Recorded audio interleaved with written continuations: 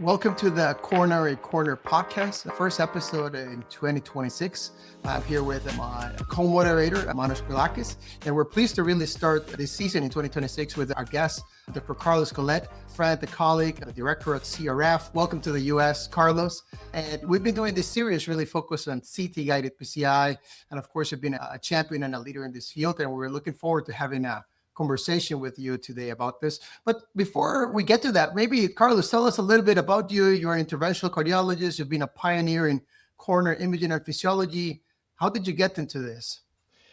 First of all, thank you for having me. It's a pleasure, guys. I have been following the last episodes in social media. So first of all, congrats for this initiative. I think it's great. Yeah, I'm an interventional cardiologist. I actually trained in Brazil. And then I started my first job, and I was the youngest of the team, and they bought a CT scanner. And then all the other cardiologists said, who's going to run the CT machine? And nobody wanted to do it because everybody had already their own kind of expertise. So they said, send a young guy. So they sent me to train. I came to the US, that was 15 years ago. And then I went back and I was in charge of the CT scan. And of course, I was reading CTs and then going to the cath lab. And then it was like, well, this makes so much sense. I know what I'm going to find. And that was a very long time ago. The thing that actually changed the scalability of this idea was when I went to Rotterdam. So I did my PhD with Professor Royce. And then when I started working with him, he said, you know how to read CT? I said, yes. Yeah, I know how to read CT. Perfect. I have a project for you. So then I started basically looking at the CT at a very high level. So we started to develop software. We did a randomized clinical trial. And then things just grew from that moment until today. And this is a consequence of very little things that happen over time that basically created all this movement that you guys are basically leading here in the US. So you must be grateful to your first group for sending you to the CT scanner. Yeah, I still tell them that. Listen, if it wasn't for you, we would not be here. It was a very nice story about serendipity and how things actually end up happening. I'm very grateful about it.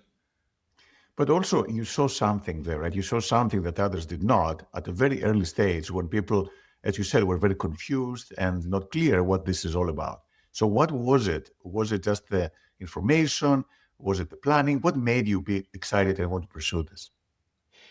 It was all about the care that we were giving to the patients, going to the lab and not knowing anything about the disease, and then take a decision on the spot. And at that time, I was doing intravascular imaging, but not in all cases. So I did feel that I was lacking preparedness. I was doing too many things on the spot in the cath lab. And of course, I was doing the CT in the morning. So I said to my partners, listen, I think it's easier if we know exactly what we're going to find before, and then we do the case. And I remember there was a colleague that was sent to the lab, and she had a left main disease, one of the group. So it was when someone that is a physician comes to the cath lab, you know how it is. So we were like, and it's left main disease. So we were like 4 at the table. And then we were like, okay, what are we going to do? So we make the injections very carefully, all these details, not be sure not to hurt the left main while cannulating the vessel. And then she had left main. The surgeon was already there because the surgeon wanted to see the angio because he didn't want to see the CT. And I said, listen, this is the way to go. The patient felt reassured. We all were prepared, and we took the best decision that we could. So I think that was kind of the start of me thinking about the potential of this becoming standard of care. And that was the start of the journey. This is great, Carlos. And I really love the concept of serendipity that you said, that sometimes you just have to go to the flow and see the opportunities, but you have to have the vision to see that there's something there. That's really great for our listeners. I think you touched on the point of pre-procedural planning. It has been around for a while, and I guess in the CTO field, it had been used. But I think in all fairness, I think it was you and your group that had that inception of this P4 trial that I think really brought tremendous momentum to this field and accelerated where we are now. What led to that? What led to the P4 trial? Maybe you can describe to listeners what it is, but we're curious, and how did that come about? Yeah, so we started the trial called P3, before P4. And in P3, we were trying to understand whether the virtual planning of PCI was something that was accurate. There was this concept developed by Charlie Taylor back in the 90s of pre-procedural planning. He started working on the peripheral vessels in the femorals, and then he brought that to the coronaries. I was very close to Charlie and his team at Harflow. I said, let's validate this. At that time, I said, we have to do a very thorough validation, because if this works, we're basically are going to say that we can predict the outcome of all PCIs. And that's a big thing to say. So we did this prospective study called the P3. We learned a lot about CT, about intravascular imaging, about physiology, because we actually combined everything that we had in our hands. And when we finished that trial, the feeling was that we had weekly meetings with everybody involved in the trial just to see case by case how accurate was this tool on predicting the end physiology of the vessel.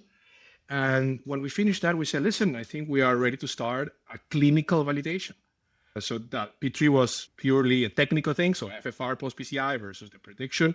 Now we said, what would happen then if we start deciding based on this? So then we designed P4. And Yader, the story around P4, that was 2022.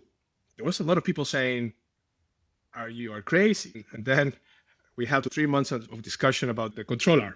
And the control arm, that when the first design, of course, people wanted to do angio. And I said, no, it has to be intravascular imaging.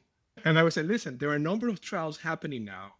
And my feeling as an interventionist doing intravascular imaging is that all those trials are going to be positive. So all those trials are basically going to show that intravascular imaging is the way to go. So we have to choose a control arm that is bulletproof for the future, let's say. And then we went for IVUS as a control arm. And that was the start of it. And Yader, I still get today criticism because people say, it was too early, Carlos. That was too early. So, yeah, but someone has to push. Someone has to open the door. And then maybe it's going to be the right time.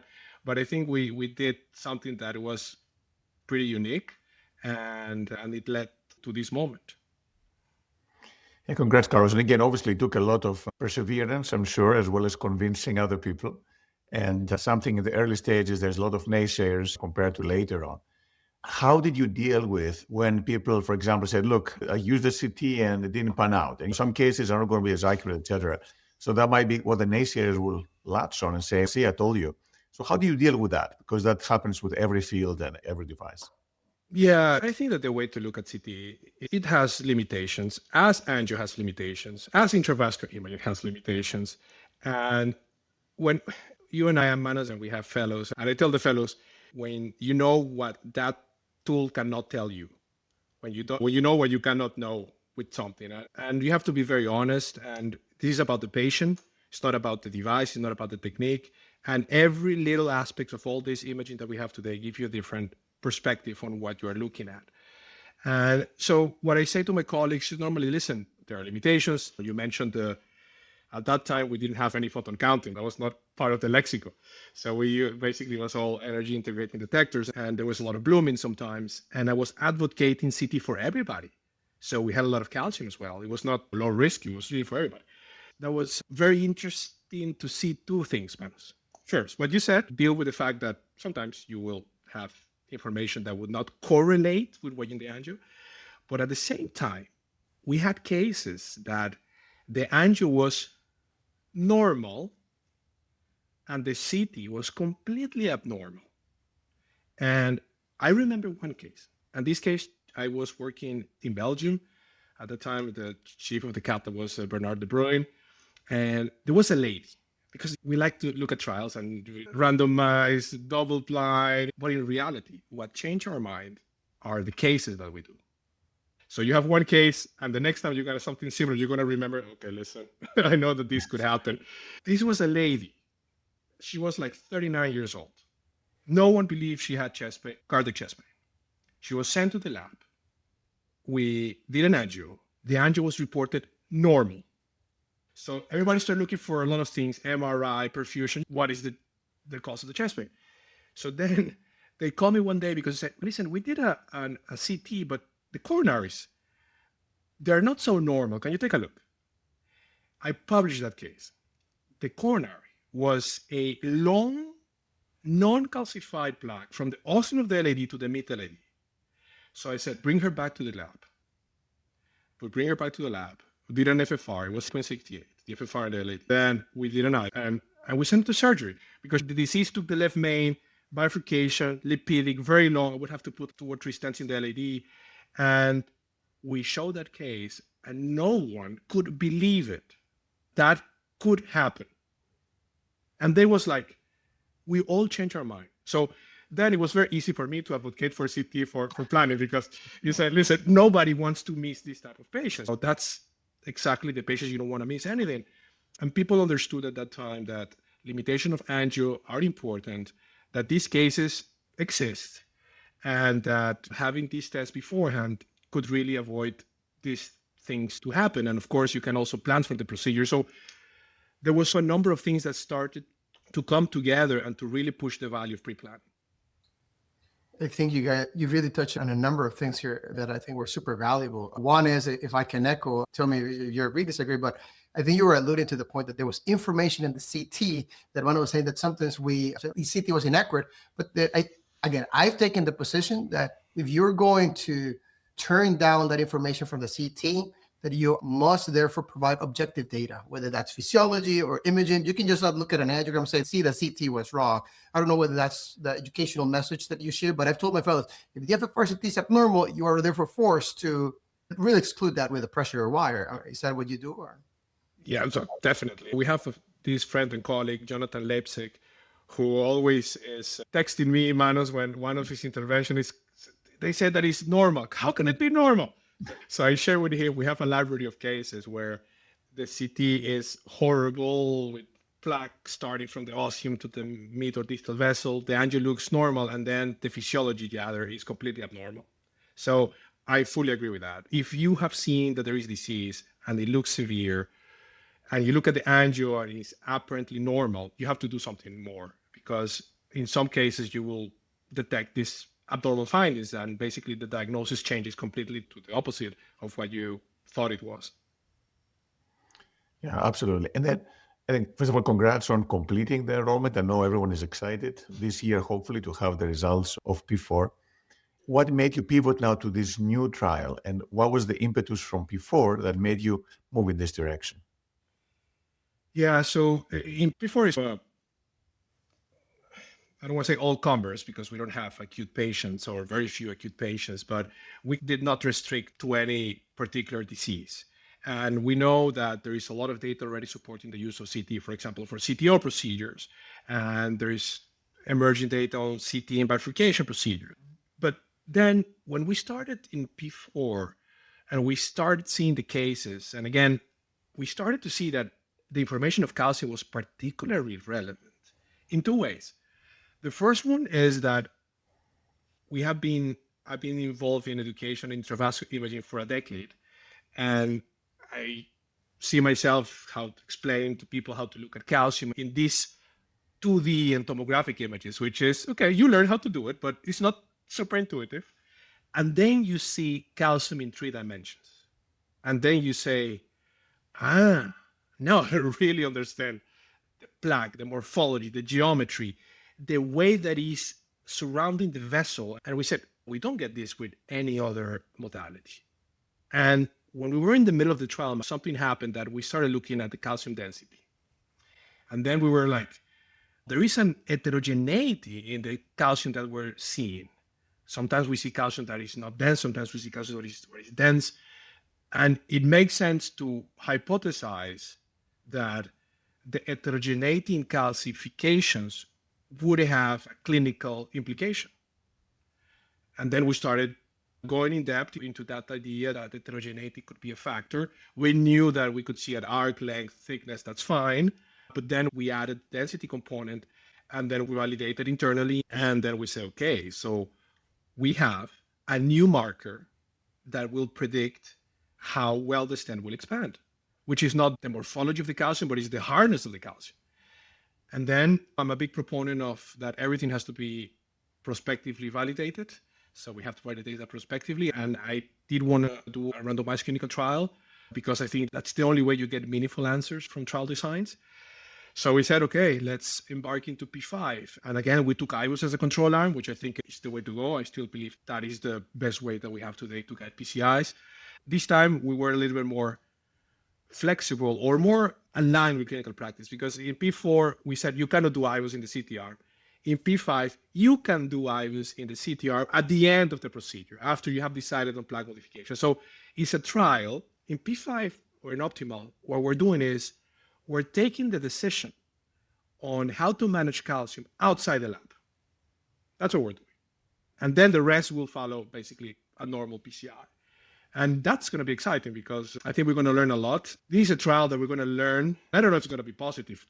Someone approached me a couple of weeks ago and said, but is this going to be positive? I said, I don't know, but that's the reason we're doing the trial. And we're going to learn a lot of things in the meantime. If I know the result already, I would not be doing the trial. So that's, I think, it's the way to explore the edge of the knowledge to try to advance. So that was the rationale for moving from P4 to P5. Yeah, thanks, Carl. Maybe for the people who are familiar with P5 optimal, maybe in one couple of words, just the basic design so people who are not familiar can be in the context. Yeah, so in P5, or we call it P5 because it's a sequence of P3 and P4, but the real name is optimal. In optimal, we're randomizing patients with severe calcifications that is going to be central. We're going to have a central screening committee to really be sure that the lesions are severely calcified. And then we're going to randomize the patient to either IVUS guided calcium management or CT-guided calcium management. In the IVUS calcium management approach, we're going to be using the IVUS calcium score that was developed by the team here at CRF. In the CT arm, we're going to be then guiding the plaque modification with CT. And Manos, one of the things that we're trying to address here is there are two questions, basically. One, do I have to use advanced tools to modify the calcium? And that is the question of, that's a $100 million question. Or can I do this with a non-compliant balloon? It's a big difference, both time, money, expertise, and if you put ROTA on top of that, it becomes even more complicated, etc. So that's the first question. And the second question is the decision of the management from CT superior to the one of IVUS? And you mentioned before what was happening before when we designed. I got the same criticism that I got in P4 in optimal. It's not too early. Said it might be too early. When we finish the trial, it's going to be 3 or 4 years from today, and we're going to have learned a lot in the meantime. So this is the time to do it. As soon as you have the question, and of course you have thought about it, and you have gathered the evidence to support the potential hypothesis that you're going to be trying to test, that's the moment you're ready to test it. And Carla, this is just fascinating. And if we can just pivot back for 2026, I guess it was last fall or summer that congratulations, you completed the enrollment for P4. I think we've been talking a little bit about P4 quite a bit, but maybe we haven't described the components. You talked about physiology, but what should we expect for 2026? Can you maybe briefly describe for the listeners that may not be yet familiar with all the components that are part of that P4 CT-guided approach? And more importantly, we can shift now to practical implications. Why is this relevant to the practice in interventional cardiology? Yeah, all the exercise that we have done around P4 has been very rewarding for a number of reasons. I have to say that to answer your question, Yader, in P4, we're basically testing the hypothesis that, one, going to the lab, knowing exactly what you're going to find is better than not knowing, which looks intuitive, but that's not the way we practice. And the second component of the P4 strategy is having the CT integrated in the lab.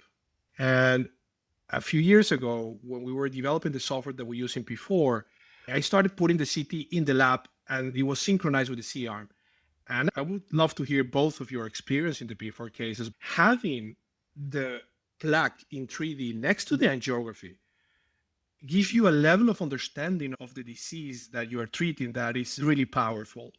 And from very minor things like you're trying to cross with the stent and it doesn't cross and you see it's bumping and there's a calcium there. Oh, okay. From minimal things like that to really understand the three-dimensionality of the coronary tree.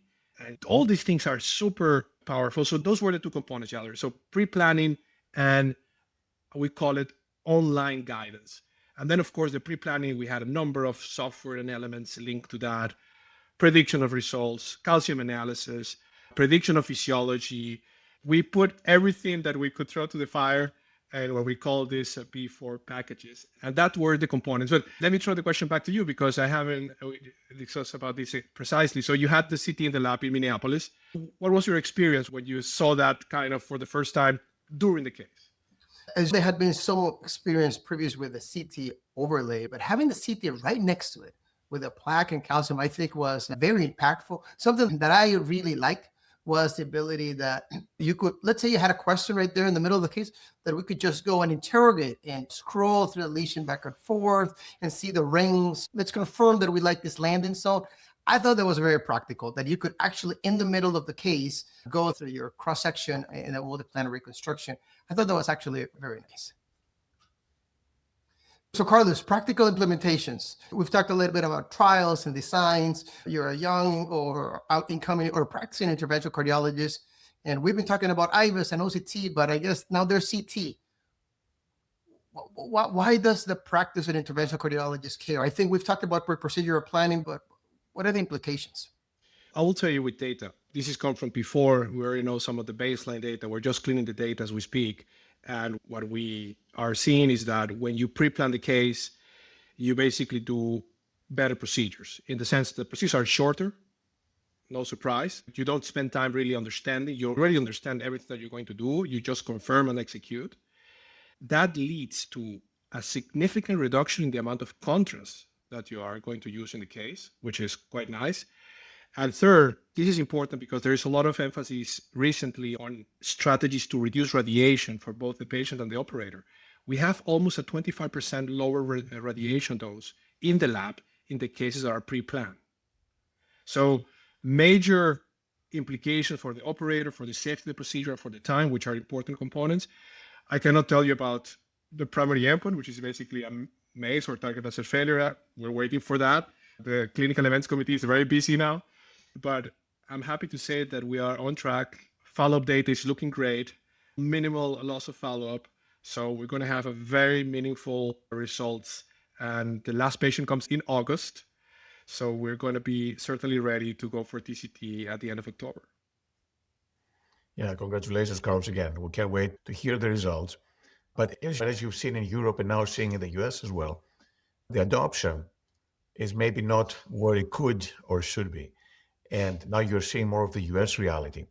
What do you think are the things that can help people get better at this and be able to implement it in their practice? Yeah, and I think that's very important, Manos. One thing is the evidence, which I think you need to generate the evidence to support any procedure or technique that you're going to do. But the other thing is, how do you get people actually to understand its value? Because that's what you need to communicate. What is the value of this tool? How is this helping the patient? How is this helping me as a physician? This is where education is essential.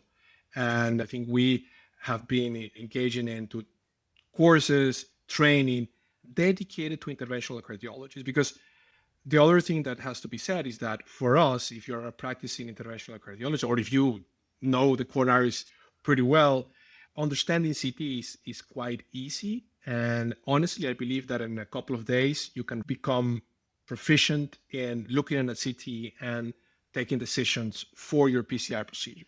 So that is one element, the educational part. The second element is the fact that we are now starting to have dedicated software for us. I started working with all these companies. Before, we worked mainly with GE, but we also had partnership with Philips and Siemens to make all the synchronizations in the cath labs. And my first feedback to them was, listen, I cannot use your software. Basically, it has 200 buttons. I don't know what those are. I don't want to learn because I don't have the time to learn. This is for radiologists. I'm doing caths and I cannot learn all these things at the same time. So they were like, yes, Carlos, it's not designed for you. I said, listen, I need something simple. I need to know how calcifies the vessel. I need to know where the disease starts, where the disease ends. What is the mass at risk? That's things I need to know. And that was 4 or 5 years ago. And very quickly, industry understood. So in P5, we're going to be using the first software designed for interventional cardiologists to look at a CT and plan a PCI procedure. So that's unique in the field of medical devices.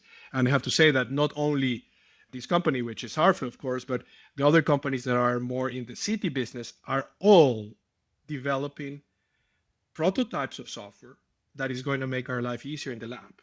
And we're allowing all those software to be used in P5 because in the meantime, those became already approved by the regulatory authorities. It's like it's an alignment of physicians with industry in something that we both quickly understood that it has a big value for both, that of course the biggest kind of who's going to benefit this is our patients that are going to come. And I think some of the things that we have discussed before is how CT actually helps the patient. And I have to say that talking with a patient before you go to the lab, explaining him or her what, how is going to be the procedure, what to expect from the procedure, what are the expectation of the patient in terms of the procedure, what is the risk associated with that particular procedure, that facilitates the communication with the patient in a way that we didn't have before.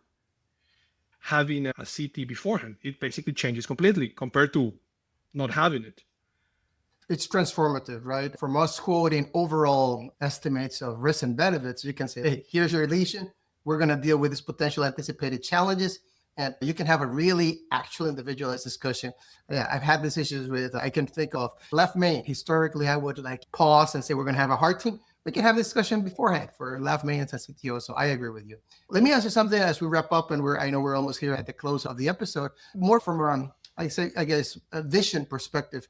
Do you foresee that, therefore, and you're talking, I think you touched on this issue of education and technology development with softwares and purpose-built applications.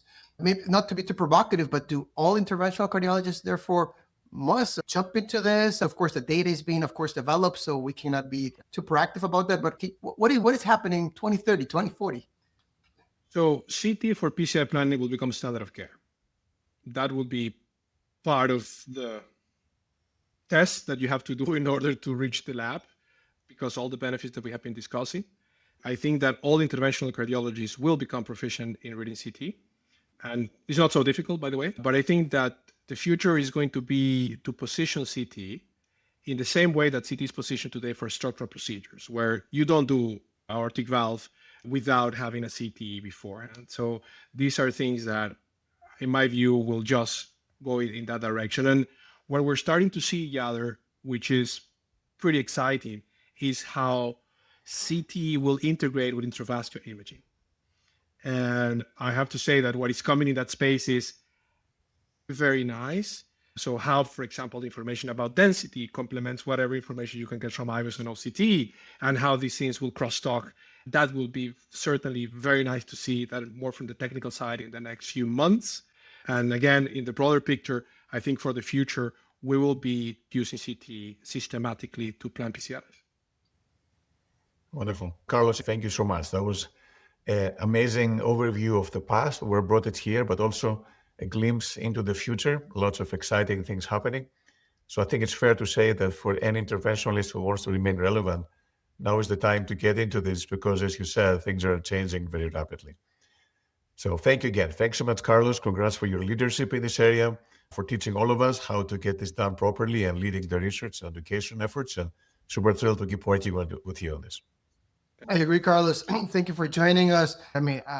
There's many things that we could really wrap up for the episode for the listeners, but I really will, again, talking about your journey, right? An interventionalist who saw value in non-invasive imaging. And I think for the listeners, very inspiring, right? How you went from an observation in P3 to testing it in a trial in P4 and moving forward in randomized trials. I think there's a number of lessons to be set there. Congratulations on a really wonderful journey. So again, thank you for listening to this. It will be online, the episode on the P4 approach with Dr. Carlos Collet. And if you're interested in getting some practical hands-on experience, join us in New Orleans, where we'll be having a day and a half, really education on learning how to do CT-guided PCI. Thank you all.